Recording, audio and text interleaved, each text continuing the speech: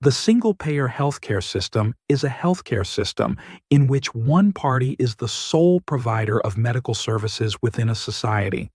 Generally speaking, the party that manages the single-payer system is the government.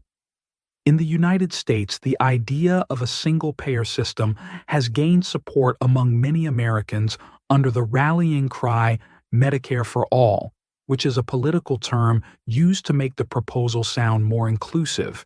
Yet, it is also a term that reveals the government's subtle takeover of the healthcare industry. What should we know about the single-payer system? The main argument in favor of the single-payer system is that the whole medical industry would be solely managed by the federal government in favor of patient interests. Under such a system, every member of society would be directly covered, which means she would have access to medical care regardless of ability to pay. All medical costs and expenditures would be directly covered by the federal government, that is, by the taxpayers. Premiums, co-pays, and private insurances would be eliminated. Therefore, individuals would not have to pay for medical expenses out of pocket. The idea seems attractive to many on the surface. However, judging a policy based on its intent rather than the result it produces is the mistake that every society makes in policy decisions. Nevertheless, polls conducted by the Kaiser Family Foundation show that a large majority, 73%, of the American electorate supports the initiative.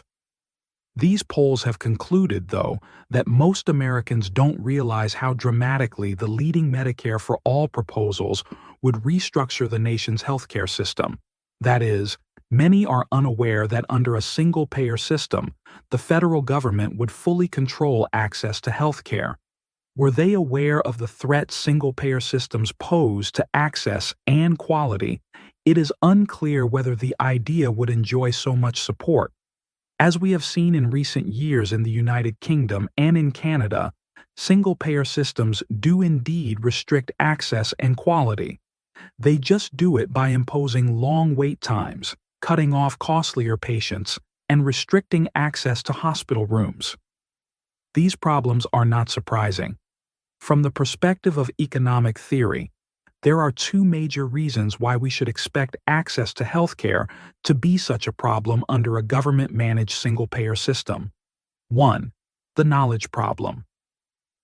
The reason why the single-payer system will produce long-term negative consequences for society is because it primarily ignores the laws of supply and demand.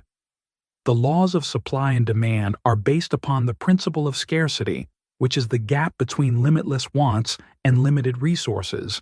The same principle applies to the single-payer system. Prices are precise signals used to determine the volume of production needed in an industry.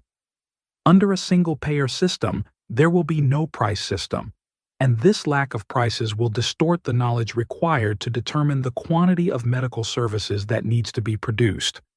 For example, the bureaucrats of the U.S. Department of Health and Human Services, despite their alleged expertise in the domain, do not possess enough knowledge to adequately determine the precise quantity of medical supply that needs to be produced for 325 million inhabitants. The single-payer system theoretically grants everyone free access to medical care, and this access will increase the demand for services, but without any mechanism for prioritizing cases. A shortage of supply will result, creating long waiting lists to see a doctor and a shortage of doctors' availability. This shortage could increase the rate of mortality because patients with urgent and chronic conditions will not necessarily be prioritized. For example, in Canada, which is one of the very few developed countries with a single-payer system, patients waited a record of 21.2 weeks to receive treatment from a specialist after being referred by their general practitioner. Rural Canadians faced worse delays, with a 42-week wait period in New Brunswick and a 38-week wait period in Nova Scotia. 2. The tax burden problem. Second, the single-payer system will be a burden on the American taxpayer. In fact, The first 10 years of Medicare for All will cost $32.6 trillion. These $32 trillion cannot be allocated unless taxes are raised on the middle class and working families. Today, 18% of the national GDP is already spent on healthcare, private health spending, and government spending combined. Maintaining similar levels of healthcare service provisions under total government control would require immense amounts of government spending and taxation. Single-payer regulators would no doubt impose price restrictions on services. But the result would only be increased demand without expanded services, resulting in longer wait times and restricted access for certain groups, just as we see in the Canadian and UK examples today. Avoiding significant increases in wait time or cuts in access would require tax increases. Yet, as we've seen even in single-payer countries, taxpayers resist tax increases. And of course, more spending on healthcare means less spending on other important resources.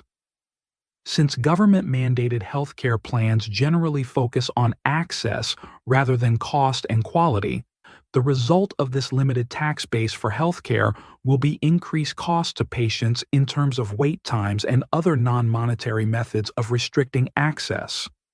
Ultimately, however, patients will have nowhere else to go. While many Canadians today travel to the U.S. to gain access to care denied to them by their own single-payer system, this option will be eliminated if the U.S. embraces single-payer. Americans would then need to travel to a locale without single-payer, such as Switzerland, to avoid restrictions imposed by these systems. Needless to say, this will impose large barriers to access to healthcare outside the system. The wealthy will still be able to afford the highest quality care. A great many ordinary people, however, may find themselves considerably worse off.